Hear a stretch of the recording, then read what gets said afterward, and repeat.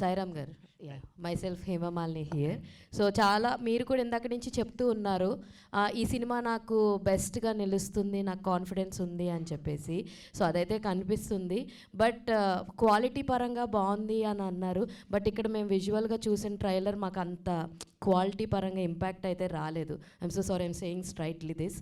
అంటే మేబీ ఇక్కడ ఏమన్నా ప్రాబ్లం ఉండొచ్చు కానీ, బట్ ఆ కన్ఫ్యూజన్ అన్నది మాకు చాలా క్రియేట్ అయింది ఈ ట్రైలర్లోనే. ఏంటి ఏదో జరుగుతుంది ఇక్కడ, ఒక స్క్రీన్ ప్లే అన్నది చాలా డిఫరెంట్గా ఉందన్నది అయితే తెలిసింది అది చూడంగానే. ఐ హోప్ మీకు ఆ కాన్ఫిడెంట్ కూడా నేషనల్ అవార్డ్ విన్నింగ్ టెక్నీషియన్స్ ఉన్నందుకు ఆ కాన్ఫిడెన్స్ వచ్చిందా, లేదా కథ పరంగానే అంత కాన్ఫిడెంట్గా ఉన్నారా?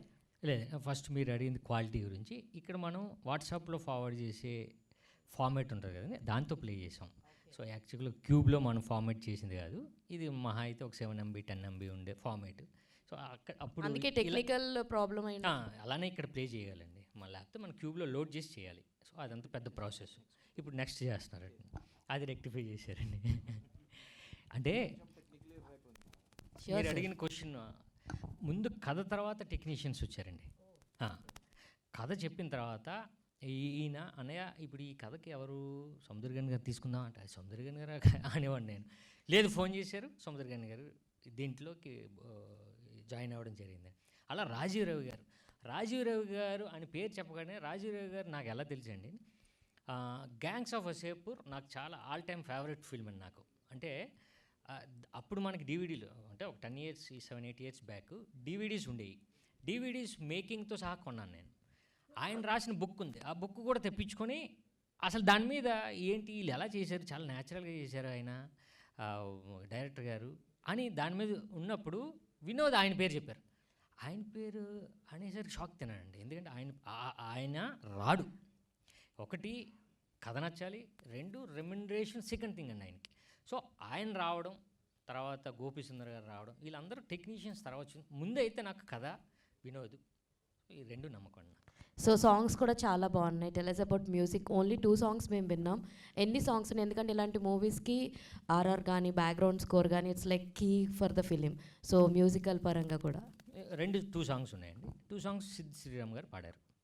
సో మెయిన్ 2 కంపోజ్ చేసింది రాహుల్ రాజ్ గారు, మ్యూజిక్ డైరెక్టర్.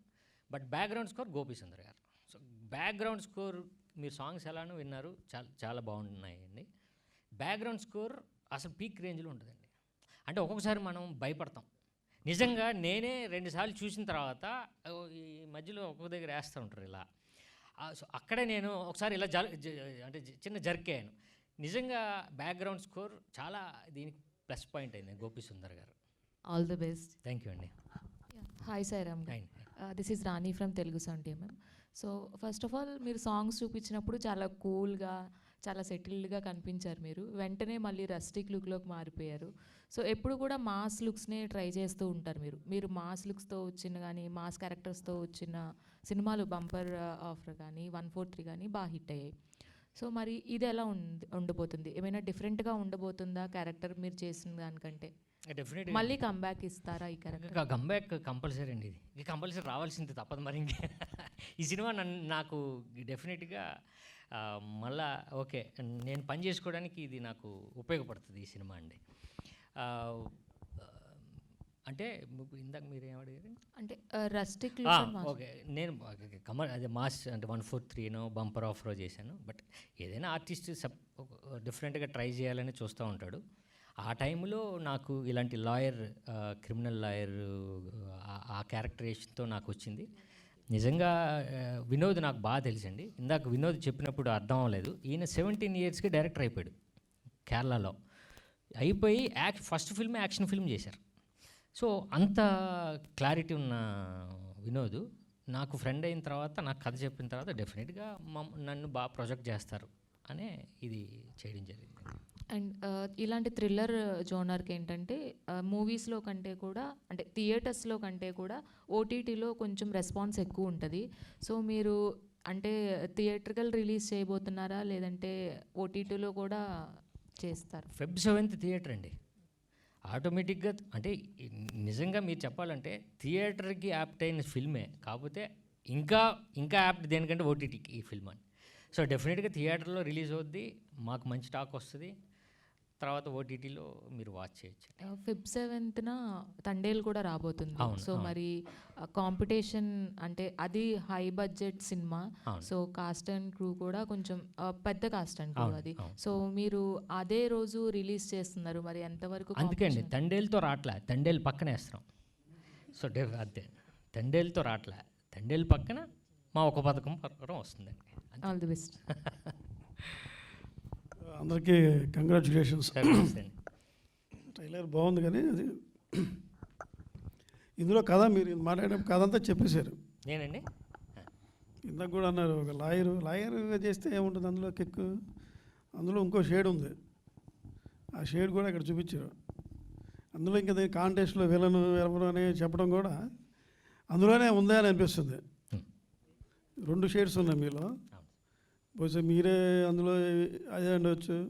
అందుకే సార్ మీరు చెప్పి ఆ పుణ్యం మీరే కట్టుకుంటే ఆ 10,000 50,000 మీకు ఇచ్చేస్తాం. ఎందుకంటే ఒకటే ఉండాలి, మీరైనా ఉండాలి, లేదంటే మీకు బ్రదర్ అయినా డ్యూయల్ రోల్ చేసి ఉండాలి. అందుకని ఇంకా కథలో కొత్త ట్విస్టులు ఏముంటాయి? అందుకే సార్ డైరెక్ట్ గారు చెప్పండి. తెలుగువాడిగా 17 ఏళ్ళకే డైరెక్టర్ అయ్యాడు, తెలుగు ఫుడ్ తిని. పచ్చడి ఎరక్కూడేస్తాడు సార్, అది తినడం. సార్ అది ఇక్కడే వర్కౌట్ అయింది సార్ ఇప్పుడు పచ్చడి. అదే అదే ఎనివో మంచి ప్రయత్నం అనిపించింది. సార్. కాంటెస్ట్ పెట్టడం కూడా ఒక రకమైన ఛాలెంజ్ మీకు. అవును. ఎనీహో ఇలాంటి సినిమాలు మరి సక్సెస్ అవ్వాలని కోరుకుంటున్నా. All the best. Thank you sir, thank you. Ramesh గారు మీరేమైనా మాట్లాడతారు? పర్లేదు మాట్లాడండి సార్. సాయిరామ్ గారు, హాయ్ సార్. సో మ్యూజిక్ అనేది ఇలాంటి వాటికి చాలా ఇంపాక్ట్ క్రియేట్ చేస్తుంది. అండ్ సాంగ్స్ ఉన్నాయి, సాంగ్స్ ఏమన్నా స్క్రీన్ ప్లేని కానీ స్టోరీని కానీ ఏమైనా డిస్టర్బ్ చేసే విధంగా ఉంటుందా, లేదంటే సాంగ్స్ ఎలా ప్లాన్ చేసుకున్నారు మూవీ? సాంగ్స్ కథను డ్రైవ్ చేస్తుంది, డెఫినెట్గా డ్రైవ్ చేస్తాయండి. ఫస్ట్ హాఫ్లో సెకండ్ హాఫ్లో వచ్చే ఈ సాంగ్స్ మీరు అన్నట్టు ఒక కథను చెప్తాం, ఆ స్పేస్ ఎందుకు ఉంది, ఆ స్పేస్లో ఏం చెప్తున్నాం కథకి సంబంధించింది, లవ్ స్టోరీ చెప్తున్నామా లేకపోతే ఇంకేమన్నా చెప్తున్నాం అన్నది ఉందండి సాంగ్లోనే బేసిక్గా. మీరు సాంగ్స్ అడిగారు కాబట్టి దీని గురించి చెప్పాలండి. ఫస్ట్ సాంగ్స్ రికార్డ్ అయిపోయాయండి. సిద్ శ్రీరామ్ గారు కాదు, ఇంకొక సింగర్తో మెయిన్ రికార్డ్ చేసాడు, అంతా అయిపోయింది, షూటింగ్కి అంతా అయిపోయింది. సిద్ శ్రీరామ్ గారితో 2 సాంగ్స్ సిద్ శ్రీరామ్ గారే కావాలి అని చెప్పి మళ్ళీ ఏం చేశాడంటే ఉన్న సాంగ్ని సిద్ శ్రీరామ్ గారికి టెంపోలో ఉన్నట్టు మళ్ళీ ఈ సాంగ్ని మార్చారండి. ట్యూన్ అదే బట్ టెంపో మారిపోయింది, అంటే మళ్ళీ రికార్డ్ జరిగిందండి. సో అప్పుడు 2 సాంగ్స్కి ఆయన్ని ఒప్పించడం, ఈ 2 సాంగ్స్ పాడడం, సో మా సినిమాకి ఆయన చాలా ప్లస్ అయ్యారండి. సో డెఫినెట్గా ఈ కథని డ్రైవ్ చేస్తే 2 సాంగ్స్. ఈ మధ్యన ఇలాంటి సస్పెన్స్ థ్రిల్లర్ డ్రామాలు చాలా ఎక్కువ వస్తున్నాయి. అండ్ మీరు స్కీమ్ పెట్టారు, అది కాంటెస్ట్ ఒకటి. బట్ ఈవెన్ ఓటీటీ వచ్చిన తర్వాత ఈ లాంగ్వేజ్ కాదు అన్ని లాంగ్వేజ్లో కూడా జనాలు అలవాటు పడిపోయి మామూలుగా ఇంట్లో కూర్చునే వీడు వీళ్ళని అని చెప్పి ఒక మాట అనేసుకుంటున్నారు. సో మీరు కాంటెస్ట్ పెట్టి ఇప్పుడు what you wanted to say, అంటే సినిమాకి జనాల్ని తీసుకొచ్చే పాయింట్ ఆఫ్ వ్యూవా లేదంటే కంటెస్ట్? అదే సార్ ఇందాక నేను చెప్పాను కదా, సినిమాలకి జనాలు తీసుకొచ్చే పాయింట్ ఆఫ్ వ్యూలో మనం చాలా చాలా ప్రమోషనల్ ఐడియాస్ మనకు ఉంటాయి. బట్ ఇందులోనే ఒక ప్రమోషన్ ఉందండి, అది మేము తీసుకున్నాం. డెఫినెట్గా మీరు అన్నట్టు నిజంగా చెప్పండి, మీరు చెప్పాలనే మేము అనుకుంటున్నాం. బట్ మా నమ్మకం ఏంటంటే మా స్క్రీన్ ప్లే నమ్మకం, మీరు ఎక్కడ చిన్నది మిస్ అవుతారో అనే నమ్మకం ఉంది నాకు. సో డెఫినెట్గా మీరు చెప్పి ఆ డబ్బులు మీరు గెలుచుకోవాలని నేను మనస్ఫూర్తిగా కోరుకుంటున్నాను. బట్ మా నమ్మకం ఏంటంటే చెప్పలేరు, అది లాస్ట్ మూమెంట్ వరకు.